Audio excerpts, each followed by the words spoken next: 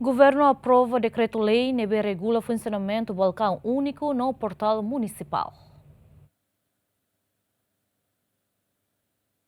Conselho Ministro aprova projeto que apresenta o Ministro da Administração Estatal com o decreto-lei que regula o funcionamento do balcão único no portal municipal, onde reforça a descentralização administrativa na modernização do serviço público Sira Iha Timor-Leste. Balcão único se implementa em município Roto no Ilha Atauro, o atendimento presencial, móvel no telefônico, no nebele simplifica o procedimento administrativo. Medida Sira objetivo atuação a qualidade de serviço público a menos custo operacional, não promove governação local, nebe eficiente, não participativo liu, do princípio constitucional na estratégia de descentralização governo união. Balcão único pode facilitar atendimento público, a documentação que público precisa, e nessa incluímos Ilha Atauro, o município Sosototo.